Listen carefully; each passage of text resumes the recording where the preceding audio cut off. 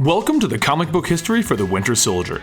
You see, right now we're doing the Age of Ultron and Infinity storylines, so while we're working on those, let's explain some origins. So you just got out of the new Captain America movie, and while you thought it was cool, you really didn't understand what all your comic book friends were freaking out about. Well, it's time for you to be one of the cool guys and know exactly why the Winter Soldier rocks.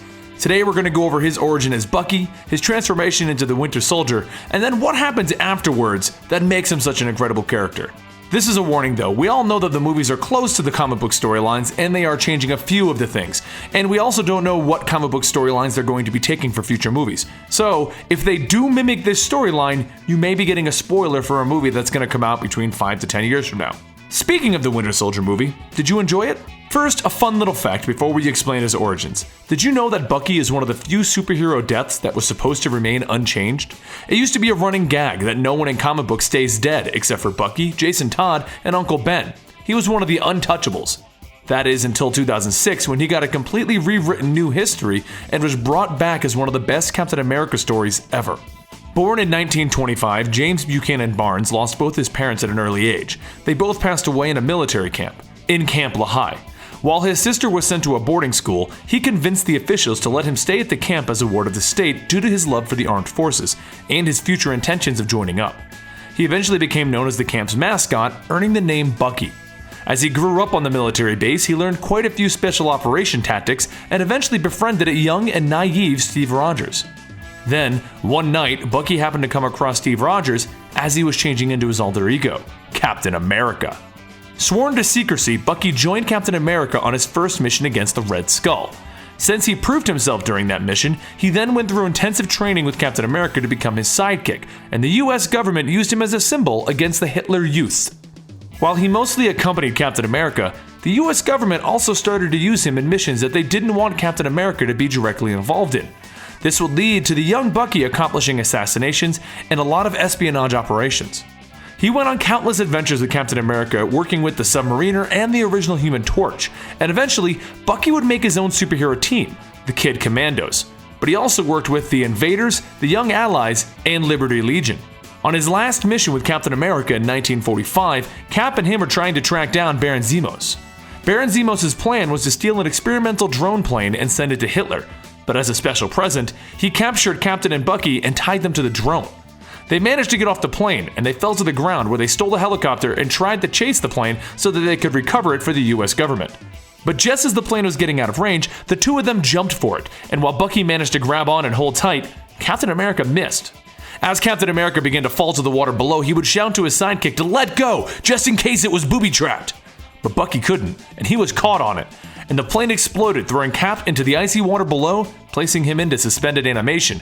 Bucky's remains were never recovered though, and due to this, he was thought to be dead. But he wasn't dead. He was very much alive, and while he did lose his left arm, he also became frozen and in suspended animation just like Captain America. After the war had ended, a Russian submarine found him while searching for the body of Captain America, and once they discovered that Bucky didn't have the super soldier serum inside of him, they froze him. It was in 1954 that they would wake up Bucky, and they would turn him into the Winter Soldier, and he would begin work. He was fitted with a bionic arm that could be upgraded anytime that there was an upgrade in the technology, but the trauma also left him with no memories. But all of his muscle memory was still there, and he was capable of immense things.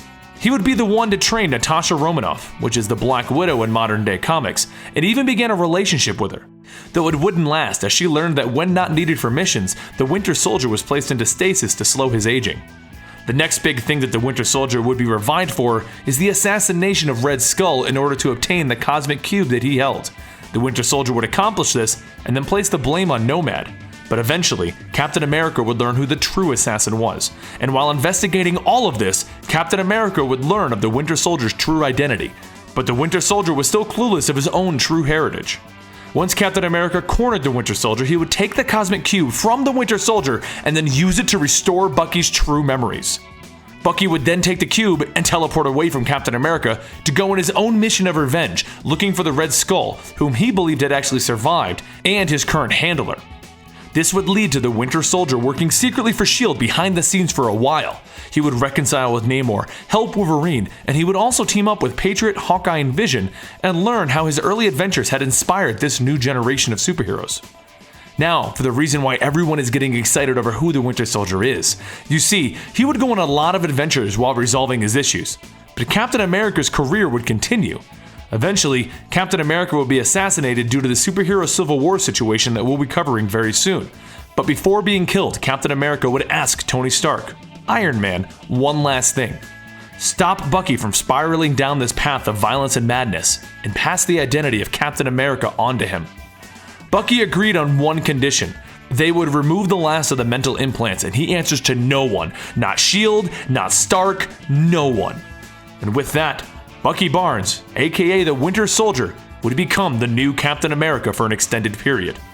This is why all of your comic book friends have been going crazy over the Winter Soldier, because simply put, he has a very rich history that continues today.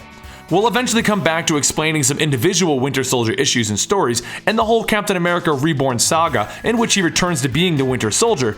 But until next time, thank you for joining us, and I'll see you here at Comicstorian.